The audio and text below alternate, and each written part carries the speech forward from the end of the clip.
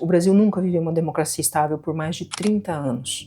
E cada vez que a crise bate a porta, a resposta é sempre a mesma: golpe. Hoje você vai descobrir como essa história se repete desde 1823 e por que o 8 de janeiro não foi um ponto fora da curva, e sim mais um capítulo de um livro que a gente nunca esquece de reencenar. Se você quer entender por que a democracia brasileira é tão frágil e o que os filmes têm a ver com isso, já deixa o seu like, se inscreve nesse canal e vem comigo nessa viagem pela história de golpes do Brasil. Quando olhamos para a história do Brasil, um padrão começa a se revelar. Sempre que as instituições são colocadas à prova, a resposta não é debate nem reforma, é ruptura. Quase sempre nasce de dentro, das cúpulas, dos gabinetes, dos salões onde o poder circula com nome e sobrenome. É o que chamamos aqui de padrão de ruptura. Um ciclo histórico em que o poder troca de mãos sem que a sociedade tenha voz.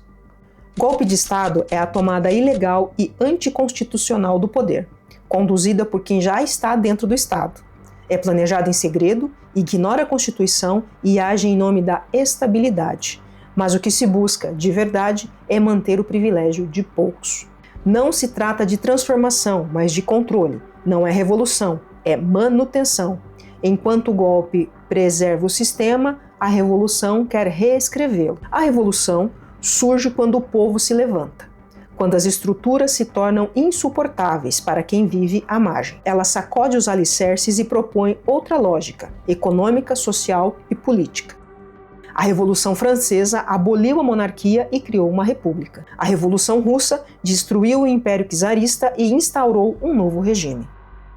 Um exemplo poderoso disso está no clássico Napoleão, de 1927, dirigido por Abel Gance. O filme nos leva ao coração da Revolução Francesa, pelos olhos de um jovem ambicioso, Napoleão Bonaparte. É uma obra épica que retrata o nascimento de uma nova ordem e o colapso da antiga.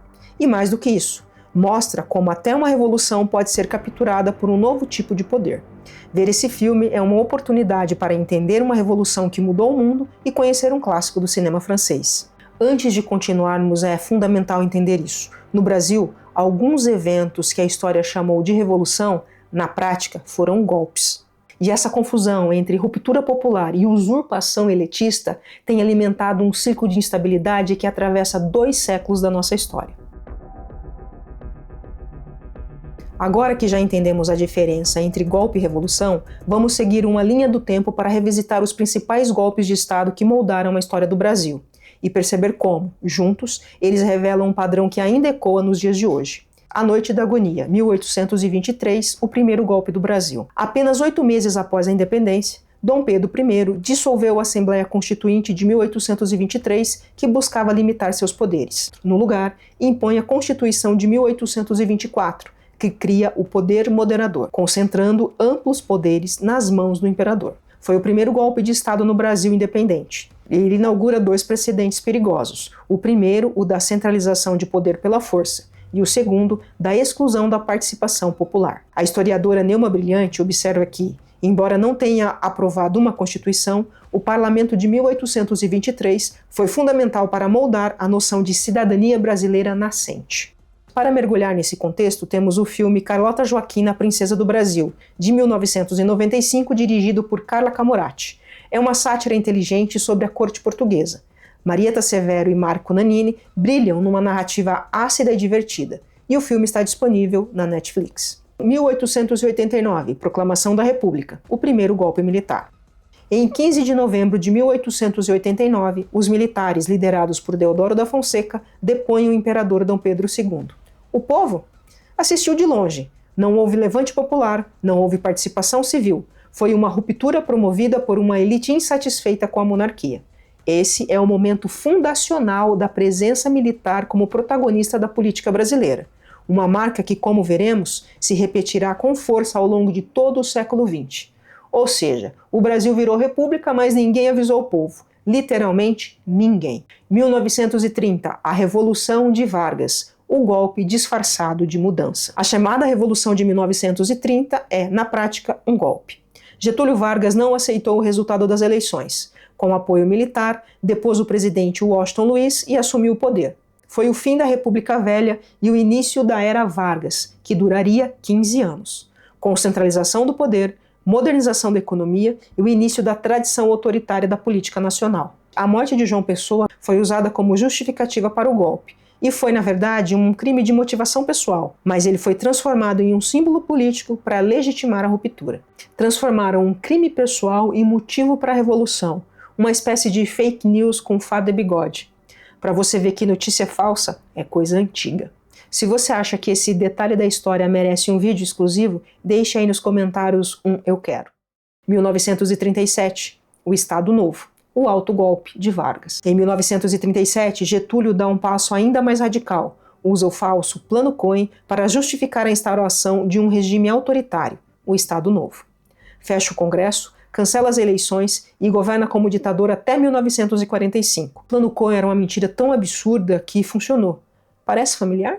Inspirado pelo fascismo europeu, o Estado Novo mergulha o Brasil num regime de censura, perseguições políticas, prisões e culto à personalidade. E foi aos 15 anos, lendo a biografia de Olga, escrita por Fernando Moraes, que eu entendi o impacto desse período.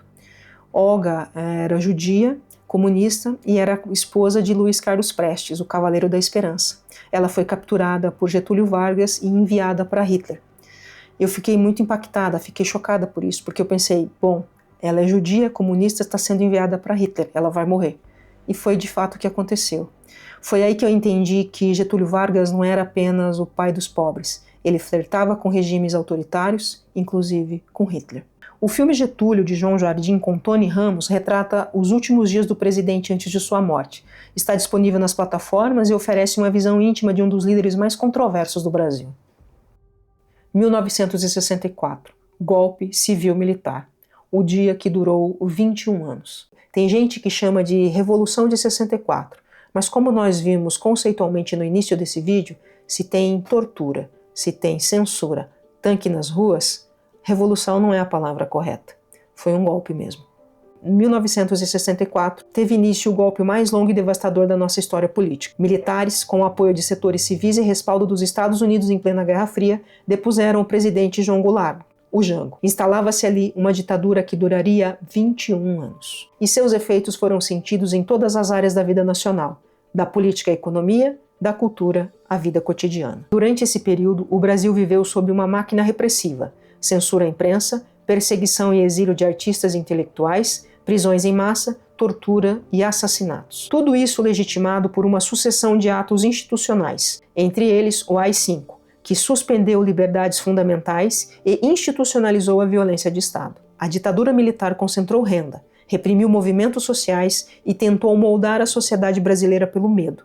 Foi um período de crescimento econômico para poucos e de silêncio forçado para muitos. Um documentário essencial para compreender esse período é O Dia que Durou 21 Anos, de Camilo Tavares. Com clima de suspense e ação, a obra revela documentos secretos e áudios inéditos que mostram o envolvimento direto dos Estados Unidos na preparação e sustentação do golpe. Pela primeira vez, vemos os bastidores internacionais do que foi a maior tragédia da história política brasileira, como definem alguns historiadores. O golpe de 1964 não foi uma ruptura momentânea, ele foi um trauma coletivo, um trauma que moldou a democracia que nós tentamos reconstruir e que até hoje nos lembra o preço de cada silêncio e de cada omissão. We're going to begin with some breaking news. We're hearing that thousands of supporters of the former president of Brazil, Jair Bolsonaro, smashed their way, have stormed the country's National Congress. stormed by stormed the protesters. government complex. 2023, tentativa de golpe de Estado no 8 de janeiro. Quando pensamos em golpe, a imagem mais comum que nos vem à cabeça é de tanques nas ruas, militares marchando e generais assumindo o poder. Mas existem outros modos de aplicar um golpe. E o 8 de janeiro de 2023 demonstra isso com muita clareza. Uma multidão invadindo e destruindo a sede dos 3 poderes em Brasília. Mudaram as imagens, mudou a encenação, mas a lógica é a mesma: fabricar inimigos, contestar a ordem democrática e tentar tomar o poder à força. O 8 de janeiro não é um ponto fora da curva, ele é um eco de 2 séculos de instabilidade política. O documentário Democracia em Vertigem, de Petra Costa, ajuda a entender como chegamos até aqui. Misturando memória pessoal e análise política, a diretora mostra a crise democrática recente, o impeachment de Dilma Rousseff, a ascensão de Bolsonaro e o clima de polarização que desembocou no 8 de janeiro, concordando ou não com a visão da diretora, é um registro poderoso de como a história recente se conecta com as velhas rupturas do passado. O Brasil enfrentou golpes com tanques, com decretos, com mentiras fabricadas, e agora enfrentamos tentativas de golpe alimentadas por fake news nas redes sociais. A forma muda, o padrão é o mesmo, e cabe a nós reconhecer esses ecos para impedir que eles se transformem em novas tragédias. Ao longo do século XX, o Brasil colecionou uma série de tentativas de ruptura. Algumas frustradas, outras abafadas, mas todas mostrando como a democracia sempre foi instável. Em 1938, o levante integralista tentou derrubar Vargas com inspiração fascista. Em 1954, houve uma tentativa de depor o próprio Vargas, num clima de crise que terminou com seu suicídio. Em 1959, a revolta de Aragarças levou militares a sequestrar aviões e tentar iniciar um levante contra Juscelino Kubitschek. Em 1961, Jânio Quadros tentou um autogolpe ao renunciar, esperando voltar nos braços do povo, mas o plano fracassou. Cada uma dessas tentativas reforça a mesma lógica. Sempre que a ordem é contestada, a saída que se tenta impor é a ruptura, nunca o diálogo democrático. Se você quer saber mais detalhes sobre esses ou outros golpes, deixe nos comentários um mais. Assim, a gente vai saber que esse conteúdo te interessa e vamos colocar eles na fila de produção. Os golpes de Estado não são apenas fatos do passado. Eles deixaram marcas profundas na política brasileira, que continuam a moldar o presente. São ecos que atravessam os séculos e ainda ressoam na nossa democracia. Fragilidade constitucional. Desde 1823, quando Dom Pedro I dissolve a Assembleia Constituinte, ficou estabelecido um precedente perigoso. A Constituição pode ser ignorada quando convém ao poder. Essa herança criou uma tradição de instabilidade onde a lei fundamental deixa de ser um limite e passa a ser um obstáculo a ser contornado. Protagonismo militar. Desde 1889, os militares se veem como tutores da República. Essa ideia de que eles têm direito de intervir continua a assombrar os momentos de crise política. Autogolpes e narrativas falsas. De Vargas com o falso Plano Cohen de 1937 até as fake news que alimentaram o 8 de janeiro, a lógica é a mesma. Inventar inimigos, distorcer a realidade para justificar rupturas democráticas. Impunidade histórica. Generais e políticos golpistas até hoje nunca foram responsabilizados. Essa ausência de punição criou uma sensação de impunidade, a ideia de que sempre haverá uma nova tentativa sem consequências reais.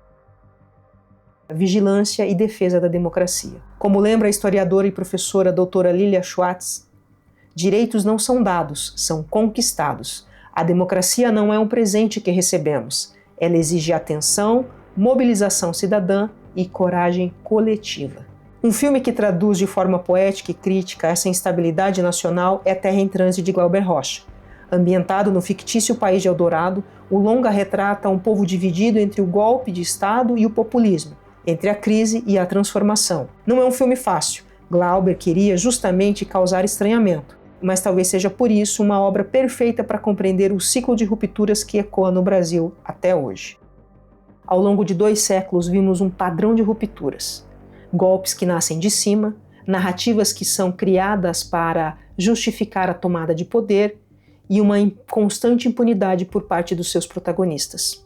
Mas em 2025, algo novo está acontecendo. Pela primeira vez na história do Brasil, uma tentativa de golpe está sendo julgada em pleno funcionamento das instituições. O processo contra Jair Bolsonaro e seus aliados não é apenas um julgamento político. É um marco histórico.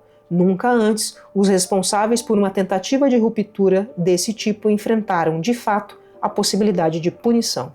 Esse fato novo importa muito, porque a democracia não é apenas o voto nas eleições, mas é também enfrentar os problemas e corrigir os aventureiros que amam o poder e atuam em benefício próprio. Democracia também é justiça. Punir quem tenta rasgar a Constituição é mais do que uma resposta ao passado recente. É um sinal de que aos poucos o Brasil pode estar rompendo com a tradição de impunidade. Se essa responsabilização acontecer de forma firme, será um recado para o mundo. A democracia brasileira ainda é jovem e marcada por cicatrizes, mas está aprendendo a se defender. E talvez finalmente possamos começar a escrever uma nova história. Uma história em que golpes não ficam sem resposta e em que a democracia não é apenas sobrevivente, mas protagonista. Se existe um fio que conecta a história do Brasil, é o da instabilidade. Desde o Império até os dias atuais, nunca atravessamos mais de 3 décadas sem um abalo profundo em nossas instituições. Mas pela primeira vez, talvez estejamos diante de uma mudança real. O julgamento dos responsáveis pelo 8 de janeiro é um divisor de águas, porque mostra que a democracia brasileira não está apenas resistindo, está aprendendo a se defender. A história nos mostrou como os golpes moldaram o Brasil. Mas agora a gente tem a chance de escrever um capítulo diferente. E eu quero saber a sua opinião. Você acha que o julgamento de Jair Bolsonaro e seus aliados é a chance para a gente escrever um novo capítulo na história brasileira? Comenta aqui embaixo. Se esse vídeo fez sentido para você, deixe o seu like, se inscreva no canal e aproveita para compartilhar esse vídeo com aquela pessoa que você acha que também precisa refletir sobre a importância de defender a nossa democracia. Porque memória é resistência e juntos a gente pode entender o passado para construir um futuro melhor. Até mais.